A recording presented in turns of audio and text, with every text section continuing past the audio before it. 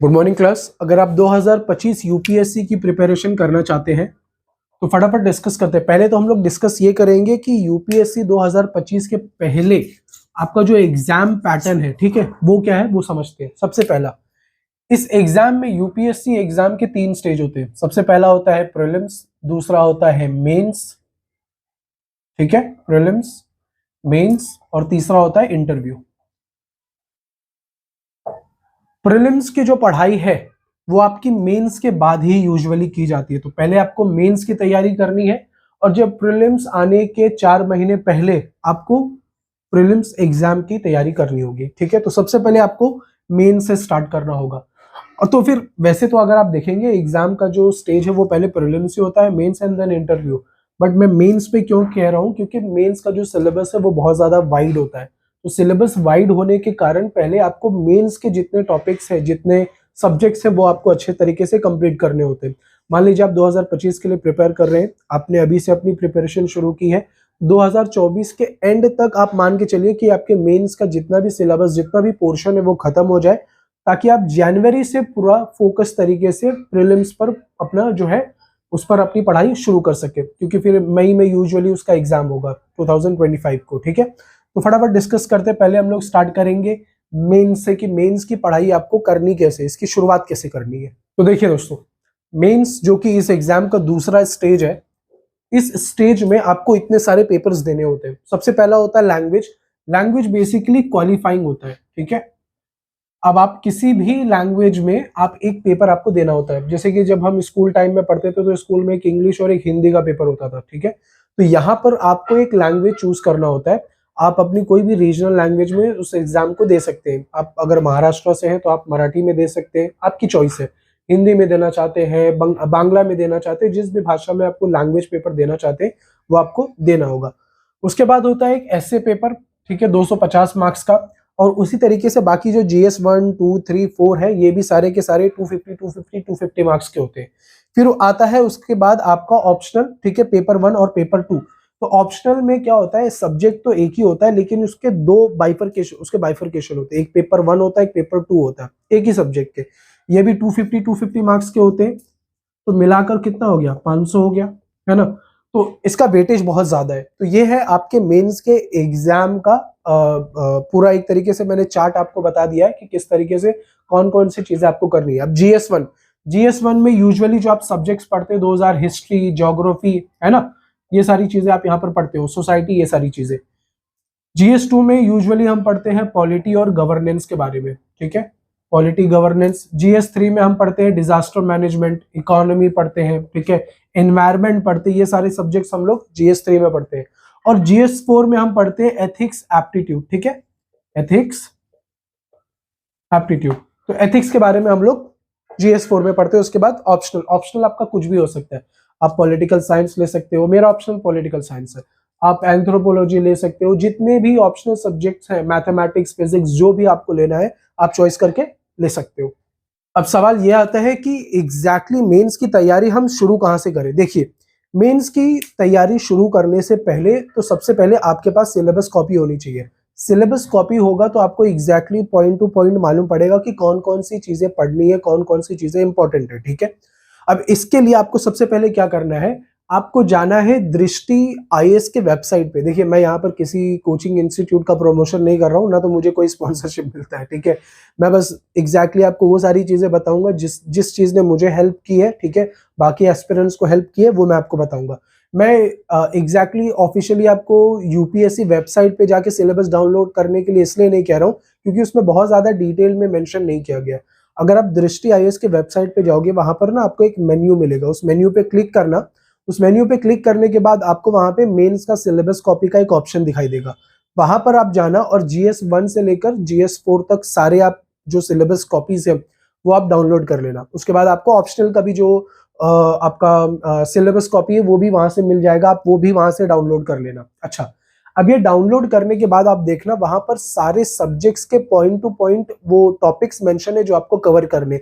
जैसे for example, आपने GS 1 का सिलेबस कॉपी डाउनलोड किया दृष्टि आईएएस से, ठीक है। अब जीएस 1 में सबसे पहले आप पढ़ोगे ज्योग्राफी, ठीक है, या फिर हिस्ट्री पढ़ोगे। मान लो आप ज्योग्राफी से स्टार्ट कर रहे हो, तो जब आप ज्योग्राफी पढ़ोगे तो ज्योग्राफी में आप सबसे पहले क्या देखोगे, उसमें दो बाइफरकेशन होगा, एक होगा ह्यूमन ज्योग्राफी और दूसरा होगा फिजिकल ज्योग्राफी। तो अब मान लो आप फिजिकल ज्योग्राफी से शुरू कर रहे हो, तो फिजिकल ज्योग्राफी में कौन कौन से मेन मेन टॉपिक्स हैं, ठीक है। तो जैसे मान लो उसमें है ओशनोग्राफी, या फिर जियोमॉर्फोलॉजी, ठीक है, या फिर एटमॉस्फेयर, ऐसे टॉपिक्स होंगे। अब उस टॉपिक्स में भी सब टॉपिक्स कौन कौन से आपको कवर करने, वो सारी चीजें डिक्टो वैसी अच्छी तरीके से लिखी हुई है। तो वो अब मान लो आपको मिल गया, आप ज्योग्राफी की पढ़ाई आपने तय कर लिया, आप ज्योग्राफी से स्टार्ट कर रहे हो, तो आप क्या करोगे, सबसे पहले आप उठाओगे अपनी सिलेबस कॉपी, आपने देख ली, ठीक है, ज्योग्राफी का सबसे पहले मैं कवर करने जा रहा हूँ फॉर एग्जाम्पल ओशनोग्राफी। अब ओशनोग्राफी में पढ़ने के लिए बैठा हूं, तो ओशनोग्राफी में क्या क्या टॉपिक्स दिए मुझे मिल गया, ऑल राइट गुड।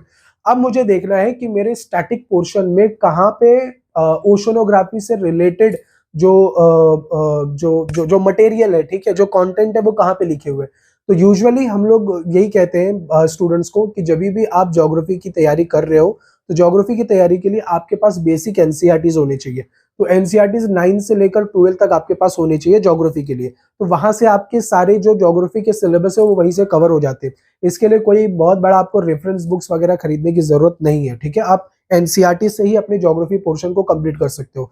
तो अब अगर आप ओशनोग्राफी पढ़ने के लिए बैठे हो, तो ओशनोग्राफी से रिलेटेड कौन कौन से चैप्टर्स हैं 9 से लेकर क्लास 10 तक, वो आप देखोगे। तो अभी अगर आप जब भी ज्योग्राफी की बुक उठाओगे, तो उसमें तो clearly physical geography, human geography अलग अलग किताबें, तो आपको ज्यादा ढूंढने में मशक्कत नहीं करनी होगी, आपको फिजिकल ज्योग्राफी के सेक्शन में ओशनोग्राफी मिल जाएगा। तो आपने पढ़ लिया अब ओशनोग्राफी के टॉपिक्स। अच्छा, अब क्या करो, आप पास्ट ईयर पीवाईक्यूज उठाओ। पीवाईक्यूज किसके, इसके अपने प्रीलिम्स के, और पीवाईक्यूज मेंस के भी उठाओ। तो पहले आप अच्छे से देखो कि पिछले 10 एटलीस्ट 10 साल, ठीक है, बहुत ज्यादा भी पीछे जाने की जरूरत नहीं है, एटलीस्ट 10 इयर्स की आप पकड़ के चलिए कि पिछले 10 सालों में ओशनोग्राफी से रिलेटेड ज्योग्राफी में क्या क्या क्वेश्चंस पूछे गए, ठीक है।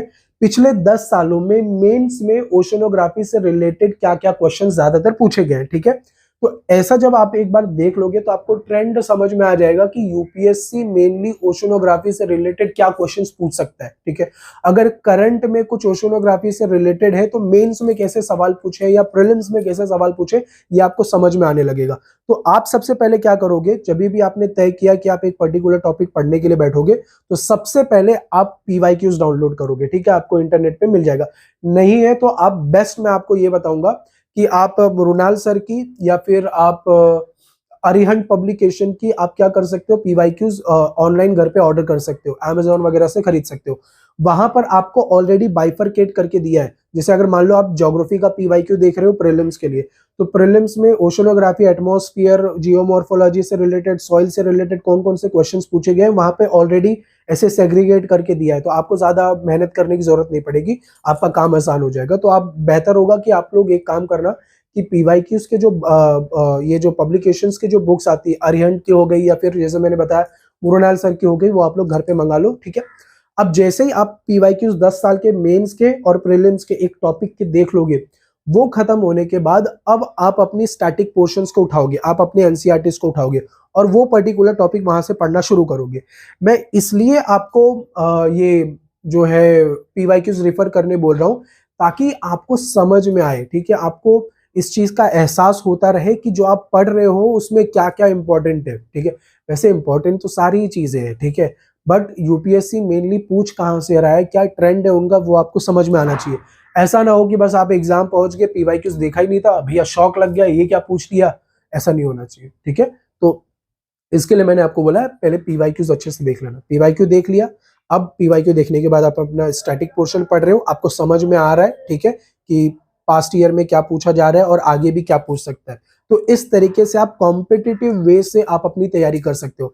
आप बस गए और एनसीईआरटी उठा ली, ठीक है, मैंने पढ़ लिया, मैंने अंडरलाइन कर दी, ये पढ़ाई नहीं होती, ठीक है, ये एकेडमिक स्टडी होती है और ये कॉम्पिटिटिव एग्जाम है। तो कॉम्पिटिटिव मोड में जाके आपको पढ़ाई करनी होगी। आई होप आपको ये बात समझ में आ गई होगी। अच्छा, अब ये जब हो जाएगा, जब आप ये पढ़ लोगे, आपने ओशनोग्राफी जो भी टॉपिक उठाया, आपने उससे रिलेटेड कंटेंट्स पढ़ लिए, आप क्या करोगे, जब भी मीनवाइल आप पढ़ोगे, ठीक है, वहां पे आप अंडरलाइन मत करना। यूजुअली क्या होता है, जब हम पहली बार पढ़ने बैठते हैं, हमको सारी ही चीजें इंपॉर्टेंट लगती है, ठीक है, इसलिए लगती है क्योंकि बहुत सारी चीजें हमें पता नहीं होती है, बहुत सारी चीजें हमारे आंखों के सामने नई दिखाई देती है, तो लगता है ये भी इंपॉर्टेंट है, कहीं भूल ना जाऊं, तो ऐसा नहीं करना है। आप एक रीडिंग दो, अच्छे से पढ़ लो। पढ़ने के बाद जब आप दूसरी रीडिंग दोगे तो उस दूसरी रीडिंग में आपको समझ में आने लगेगा कि आपको कितनी चीजें उसमें याद रह रही है, जो चीजें याद नहीं रह रही है या फिर जो रिलेटेड एग्जाम से ज्यादा रिलेटेड है, एग्जाम में ज्यादा पूछे जा रहे हैं, वहां आप उन चीजों को अंडरलाइन कर दो। और जब आप अंडरलाइन करके खत्म करोगे तो अब उस वक्त आप तुरंत ही क्या करना, अपने ब्रीफ नोट्स बना लेना। ठीक है, सॉरी क्लास, मेरे को थोड़ा जुकाम हुआ है, इसके वजह से नाक में थोड़ा प्रॉब्लम है। एनीवेज, आई होप समझ में आ गया होगा आपको कि जब आप सेकेंड टाइम पढ़ने बैठोगे, सेकेंड रीडिंग दोगे अपने मटेरियल को, उस टाइम पे आप अपने ब्रीफ नोट्स बना लेना। ठीक है, ब्रीफ नोट्स बनाने का फायदा ये है क्लास कि आपको क्विकली रिवीजन हो जाएगा। जब भी प्रीलिम्स का एग्जाम आने को होगा या मेंस का एग्जाम आने को होगा, आपके पास मटेरियल तैयार होगा। उस मटेरियल को आप, यानी कि जो आपका नोट्स है, उसको बार बार अगर आप रिवाइज करोगे, यू विल फील कॉन्फिडेंट कि एग्जाम में अगर इससे रिलेटेड कुछ भी मेंस में पूछा गया, अगर आपने प्री क्रैक कर लिया, तो एटलीस्ट मेरे पास कंटेंट है कुछ लिखने के लिए, वहां पे इंट्रो देने के लिए, या मेन बॉडी में मैं यहाँ से कुछ डाल सकता हूँ। ठीक है, और इसलिए नोट्स बनाना इंपॉर्टेंट है क्योंकि मान लीजिए करंट अफेयर्स आप पढ़ रहे हो या फिर आप बैठ के प्रीलिम्स के लिए मॉक सॉल्व कर रहे हो, वहां पर आपको कुछ बहुत इंपॉर्टेंट कंटेंट मिला है। ठीक है, कुछ ऐसी लाइन, कुछ ऐसे वर्ड्स मिले हैं जो आपके नोट्स में नहीं है या आपके टेक्स्ट बुक में नहीं है, तो वो आप अपने नोट्स में ऐड कर सकते हो। अब आप नोट कैसे भी बना सकते हो, आप चाहे ऑनलाइन नोट बना सकते हो, आपकी मर्जी। अगर आप चाहते हो कि आप ऑफलाइन, यानी कि पेन पेपर पे बैठ के ओल्ड स्कूल मेथड में आपको नोट बनाना पसंद है, तो आप वैसे भी बना सकते हो। आप अपने कंफर्ट के हिसाब से नोट्स प्रिपेयर करो। ठीक है, और जब भी आप नोट्स प्रिपेयर कर लोगे, अपने नोट्स को अच्छे से संभाल के रखना और बहुत ही अच्छी तरीके से उसको बना के रखना, ताकि अगर उससे रिलेटेड कोई कंटेंट कहीं और मिलता है तो आप उसको अपने नोट्स में फटाफट ऐड कर दो। और जब भी नोट्स रिवाइज करोगे, उस चीज का भी रिवीजन वहीं पर हो जाएगा। आई होप इतना समझ में आ गया। ऐसे ही आपको सारी चीजें पढ़नी होंगी। जैसे ही आपने ज्योग्राफी इस तरीके से खत्म किया, अब अगर आप हिस्ट्री पे स्विच कर रहे हो तो सेम मेथड फॉलो करना। क्या करना है, पीवाईक्यूज फटाफट से उठाने हैं। पीवाईक्यूज, अब मान लो आप अगर हिस्ट्री पढ़ रहे हो, हिस्ट्री में आप मॉडर्न इंडिया पढ़ रहे हो, अच्छा मॉडर्न इंडिया में आप क्या पढ़ रहे हो, 1857 का रिवॉल्ट पढ़ रहे हो, तो पीवाईक्यूज उठाओ, देखो 1857 से रिवॉल्ट से रिलेटेड कौन कौन से क्वेश्चंस पूछे गए, प्री और मेंस दोनों देख लो। दोनों देख लिया, समझ में आ गया कैसे क्वेश्चंस पूछे गए। अब आप 1857 का रिवॉल्ट अपने टेक्स्ट बुक में, मान लो आप मॉडर्न इंडिया वो स्पेक्ट्रम पढ़ रहे हो, तो वहां पे आप अच्छी तरीके से पढ़ लोगे। अब वहां से वो चीजें पढ़ने के बाद आप क्या करोगे, तो दो रीडिंग देने के बाद नोट्स बनाओगे। नोट्स बना के हो गया। नोट्स क्यों बनाना है, ताकि अगर आप मॉक सॉल्व कर रहे हो, वहां पे कुछ ऐसे पॉइंट हाइलाइट्स मिले हैं जो आपके टेक्स्ट बुक में, स्पेक्ट्रम में भी नहीं है, जो आपको कहीं दिखा नहीं, वो फटाक से नोट में ऐड कर देना। ऐसे आप पढ़ोगे तो ये है कॉम्पिटेटिव मोड ऑफ स्टडिंग। ठीक है, ये है एग्जैक्टली यूपीएससी एस्पिरेंट्स ऐसे पढ़ाई करते, ऐसे इनका तरीका होता है पढ़ने का। अगर आप कोई भी रैंडम बुक उठाओगे, भाई आज चलो बैठते हैं यूपीएससी की पढ़ाई करने के लिए, आज मैं क्या करूंगा, आज मैं उठाऊंगा हिस्ट्री, स्पेक्ट्रम उठा ली, पढ़ ली, खत्म हो गया, रख दिया। अब मैं क्या पढ़ूंगा, अब मैं पढ़ूंगा ज्योग्राफी। ज्योग्राफी नहीं, चलो एक काम करते हैं, इकोनॉमी पढ़ते हैं। कौन सी इकोनॉमी पढ़े, चलो 10th स्टैंडर्ड की पढ़ लेते, 11th स्टैंडर्ड की, पढ़ के रख दिया। ऐसे तैयारी नहीं होती है। ठीक है, ये आप अपने बस दिल को सुकून देने के लिए कह रहे हो कि आपकी तैयारी हो रही है, बट एक्चुअल में कोई तैयारी है नहीं है। ठीक है, अब इतना समझ में आ गया होगा। अच्छा, अब दिसंबर तक जैसे ही आपने अभी अपनी पढ़ाई स्टार्ट की है, तो दिसंबर आते आते, जैसे ही आपका दिसंबर खत्म होने वाला होगा, जनवरी पे आप इंटर करोगे 2025 में, तो 2025 में मई के मंथ तक आपका प्री का एग्जाम होगा। तो आपके पास रफली 4-5 महीने अच्छे से मिलते हैं, उसमें आप अपने प्रीलिम्स की तैयारी करना। अब मेंस का समझ में आ गया। आपका जो ऑप्शनल है वो भी दिसंबर तक खत्म हो जाना चाहिए। ठीक है, रोज 1-1.5 घंटा डेली निकालो और अपने ऑप्शनल की पढ़ाई भी करते रहो।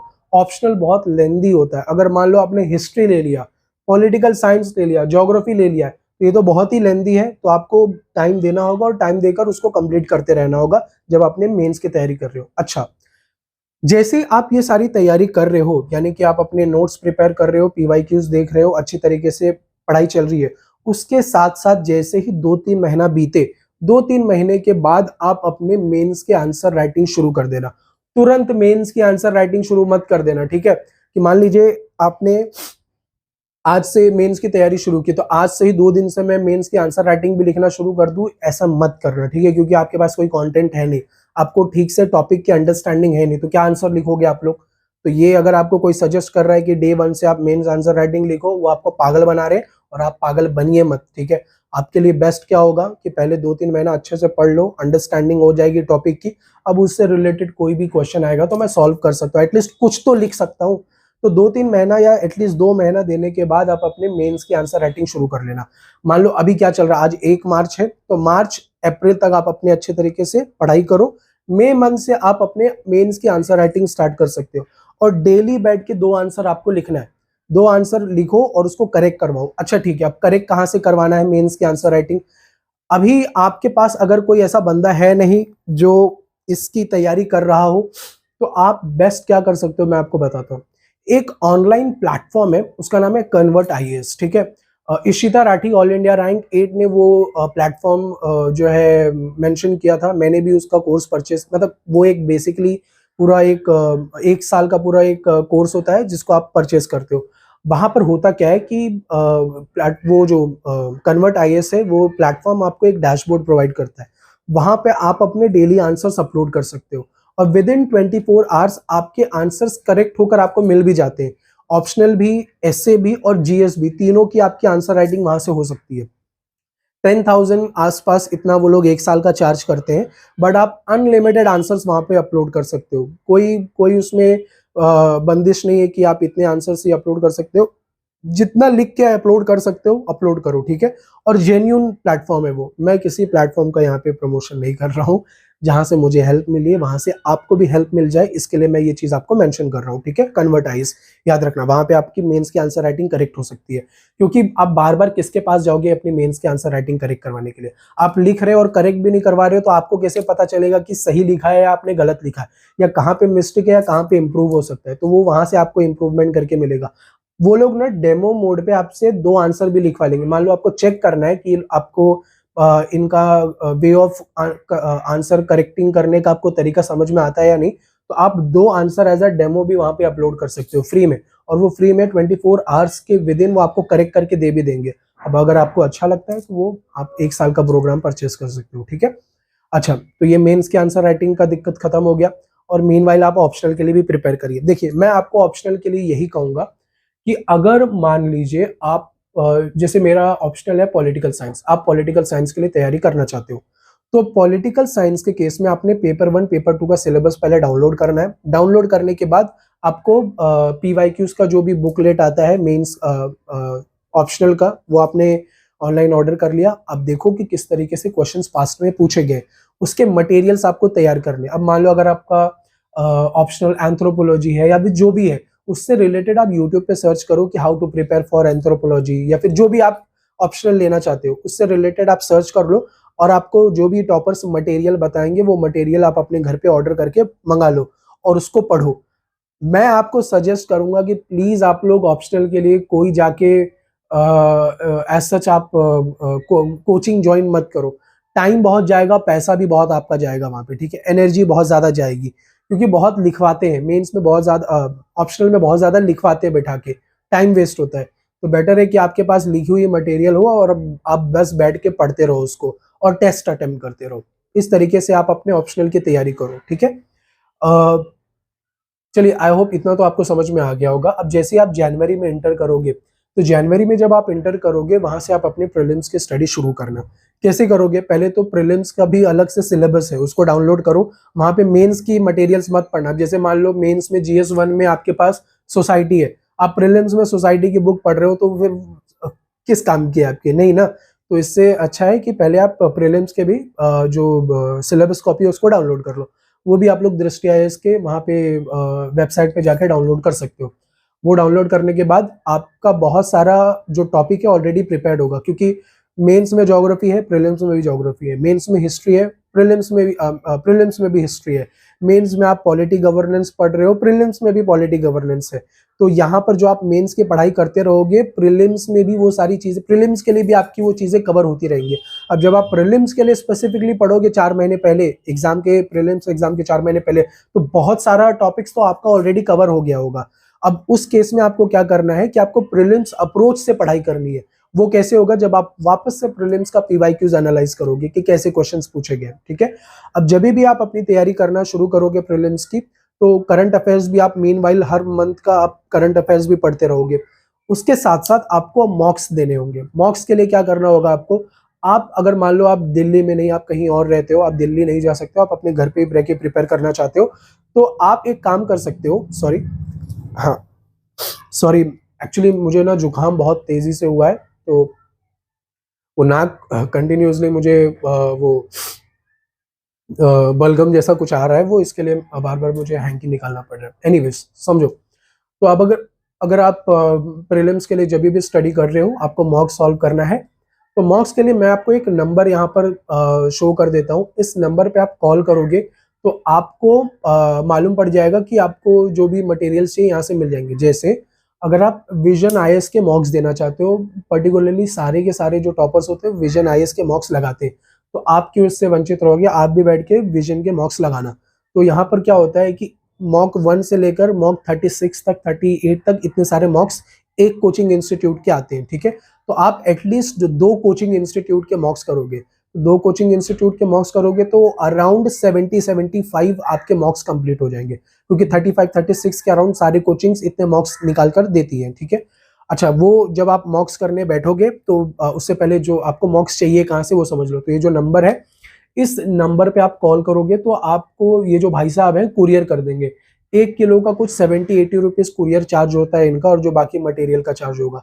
यानी कि अगर आप एक मॉक मंगा रहे हो विजन आईएएस का, तो विजन आईएएस का मॉक कुछ 30 रुपीज का अराउंड पड़ता है। आप अगर इसके साथ में इनसाइट का भी मॉक्स करना चाहते हो, इनसाइट आईएएस का, तो उसका कुछ 25 रुपीज पड़ता है, ठीक है। तो ऐसे आप मॉक्स ऑर्डर कर लेना और डेली बैठ के कम से कम 50 मॉक्स देना, ठीक है। सॉरी, 50 मॉक्स कह रहा हूँ, एक मॉक्स के 50 क्वेश्चंस लगाना। 100 क्वेश्चंस लगाओगे, फिर 100 क्वेश्चंस के एक्सप्लेनेशन भी पढ़ने होंगे, 4-5 घंटा चला जाता है उसमें, ठीक है। तो वो नहीं करना है, एटलीस्ट दिन भर बैठ के 50 क्वेश्चंस लगाने हैं, ताकि आपका मीनवाइल जो बाकी टॉपिक है, सीसैट वगैरह भी है, वो भी इसके साथ में कवर होता रहे। तो ऐसे आप करके अपने मॉक्स लगाते रहना। मॉक्स लगाने के बाद एक्सप्लेनेशन पढ़ना, एक्सप्लेनेशन पढ़ने के बाद उसको जो भी आपको लगता है वहां पे ऐसे टॉपिक्स हैं जो आप अपने नोट्स में ऐड करना चाहते हो, वो उठा के नोट्स में ऐड कर देना, ठीक है। इस तरीके से आप अपने प्रीलिम्स की स्टडी करते रहना। आई होप क्लास आपका बहुत सारा जो डाउट होगा आज के इस वीडियो में क्लियर हुआ होगा। अगर कुछ आपको अभी भी डाउट है तो आप कमेंट सेक्शन में मुझसे पूछिए, मैं उससे रिलेटेड, उससे रिगार्डिंग एक वीडियो जरूर अपलोड कर दूंगा। तो मिलते हैं दोस्तों अगले वीडियो में, अपने दोस्तों तक भी शेयर करना। Thank you so much for watching it. अगर चैनल पर नए हो तो सब्सक्राइब करो। Thank you.